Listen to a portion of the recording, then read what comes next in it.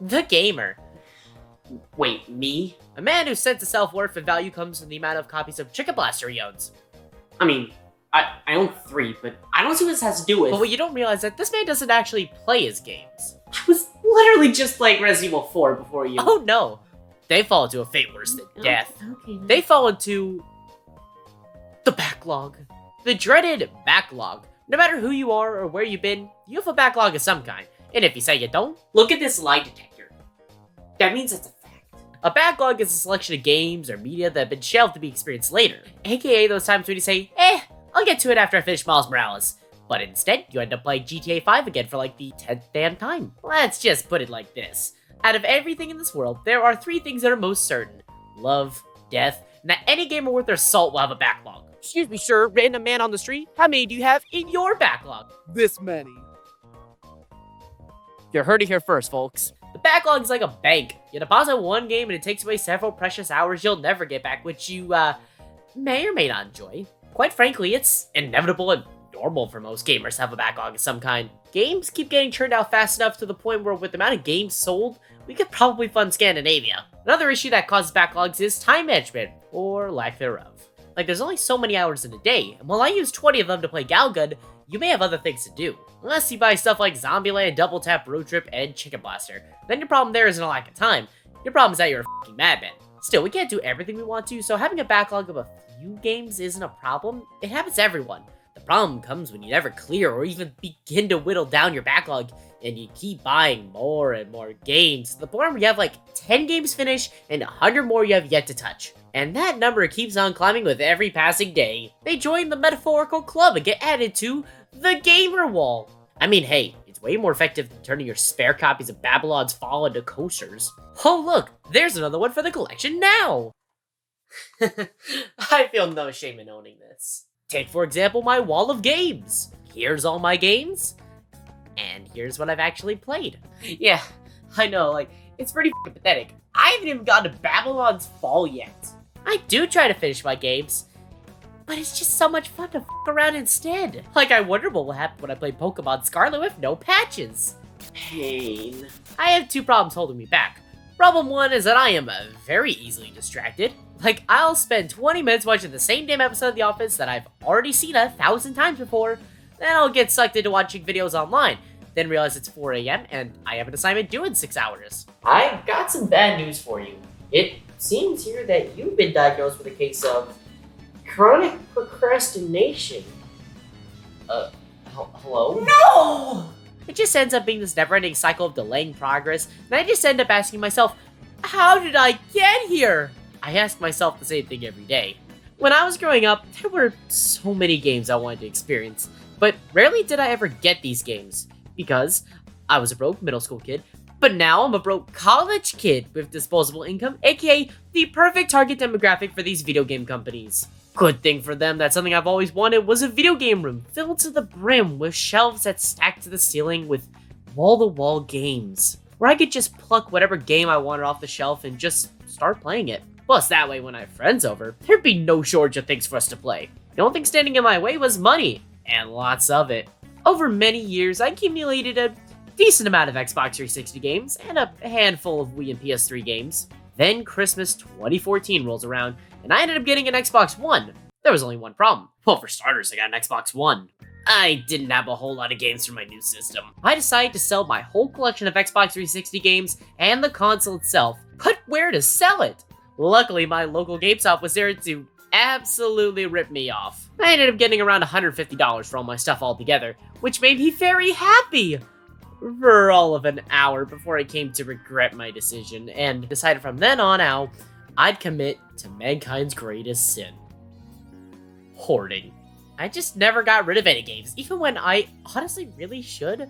Like, who the hell needs 3 copies of Chicken Blaster? This motherfucker, that's who. The same person who needs not 1, but 2 copies of The Outer Worlds for the same console. You're telling me that's not a common household item? That combined with the procrastination means I end up losing so much time that when a new game that I'm interested in does release, I'll drop my current game and start playing that game, get pretty far into it, and all of a sudden, Star Wars Jedi Survivor comes out. And then that game gets thrown to the side so fast that it's a miracle I haven't broken any of my games yet. Then Tears of the Kingdom comes out, and it just goes on and on. Which means I can barely talk about any of the new games that have been released, because my backlog is still stuck in the year 2016. Problem number 2 is I really like the feeling of familiarity. It makes me feel right at home. But with a new game? What should I expect? Could be good, could be bad, could be bad. Wonderworld! It's like revisiting a favorite episode of a show you love. It's just comfort food and something you can always count on to cheer you up. However, when I do finally decide to play Russian Roulette and play something new, it practically kills a part of me to not choose Borderlands 2 again. Here's a prime example. Wait, why are you grabbing GTA 5? You've already played it! 3 times! Put the game down and go play other games! Fine, it, I guess I will do. Problem number 3 is that I am a stupid, dumb completionist. I want to get the Platinum Trophy in a decent amount of the games I own. I like the satisfaction of hearing that Platinum pop and watching that trophy level climb higher and higher. Look, I know I'm a fucking loser, but damn it, I need the satisfaction. Where else will I get it otherwise? Because these certainly aren't doing it for me anymore. Some of the platinums I have will only take a few hours or just require me to beat the game and get a few collectibles. Annoying, but doable. Others just require me to break my fucking hand. Now the problem arises when the vast majority of the games I play, and I do mean the vast majority, are 80-hour epics where completion easily doubles that time. I mean, Persona 5's Platinum Trophy for me was a near 200-hour journey, mostly because I f***ed up. Story of my life. I was too damn confident levels out from completing it, but ran out of time and had to redo the whole damn game all over again. And it is not a short game. Even with skipping the cutscenes, it probably was like 50 hours. Final Fantasy VII Remake was 70 hours. 50 hours for Doom Eternal, and Assassin's Creed Valhalla takes how long to beat? The best thing about this slower, more methodical approach is that I really get to save for the games I play. Spend a lot of time in their worlds, for better or worse. Find a lot of details I normally wouldn't, and get a really good feel for the game, even when I really don't want to be there in the slightest. Now for the biggest question, at least for me. How do you decide what to play next? I mean, it's really hard to decide between becoming a sex offender or throwing myself off a cliff. But I've heard they have great brownies in the sex club. I usually either pick what I think would be the most interesting to talk about, or something that's been eating away at me inside. Like, I normally would have no interest in playing Ride to Hell Retribution, but I get to watch the funny Rage Man hump the ragdoll, so at least it's a conversation starter. On the other hand of the spectrum, games like The Witcher 3, Red Dead Redemption 2, Persona 5 Royal, games that I've wanted to play for ages, have rich characters and worlds that can span multiple movies, but all suffer from the same problem for me. They are 100-hour epics that you have to stick with. If you try to play, let's say Deathloop, and try to come back to The Witcher 3, it's incredibly jarring. I can't for the life of me recall who I am, who these guys are, why I'm naked. Like, what the hell was I doing here? When this happens, more oftentimes than not, I'll end up restarting the game from the very beginning. Like I said earlier though, I get easily distracted, so I've done this a lot. Like, if I had $1 for every time I've had to restart games due to my own inability to recall a single parcel of information, I'd have enough money to buy a Funko Pop. But it's so wild that it's gotten that bad, but it's still not as much as I thought it'd be though. Hell, I've done it so much with The Witcher 3 that it's gotten to the point where I could probably recite The Witcher 3's opening cutscene by heart. When I tackle some of these longer games, I basically have to force myself to play just this one game, or else I will literally never finish it. Well, something I've seen some people do is put a few games on a wheel online and spin it and play whatever game it lands on, which honestly sounds very effective because I am so damn indecisive. Like, it takes me half an hour to pick where I want to eat for lunch, and you want me to pick how I want to spend the next 60 hours of my life in a minute? Instead, let the wheel decide your fate. You could play Ride to Hell, but you could also play The Last of Us Part 2. But what if I simply don't know what to play, and all I have left are games I bought on impulse and actually know nothing about? Do I really want to gamble on a Santa's Xmas Adventure and hope it's a quality game? Spoilers, no it's not. I value my time.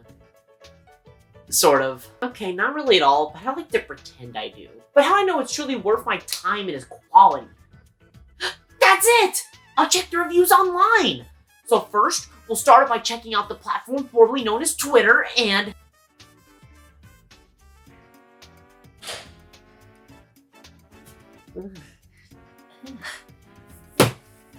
Well, that's enough of that. The critic can't be much worse than this. Right? The Gaming Journalist, company solely devoted to delivering the truth to the masses about the biggest and best video game releases. Hey, someone had to do it. It's just unfortunate we were left with IGN. That's not to say that all video game reviewers who work for these major companies are bad. It just so happens that a lot of them are usually bad. The problem that I personally have with most of the major video game reviewers is that they constantly reward your Call of Duties or your Maddens for doing the absolute bare minimum by giving them bloated scores for just simply existing. It is not that good. I mean, it was pretty innovative. It was only slightly buggy. 9.9 out of 10. I've seen some people try to compare direct scores from Call of Duty to SpongeBob Battle for Bikini Bottom and complain that one got a higher score than the other. And while I wouldn't necessarily agree with that simply because they are different reviewers and completely different genres of games, so it's not really fair to compare them directly. What I would agree with, however, is the reviewers simply not understanding the game they are supposed to be reviewing. Overall, Battle for Bikini Bottom is an incredibly easy platformer with only a few truly challenging sections thrown in.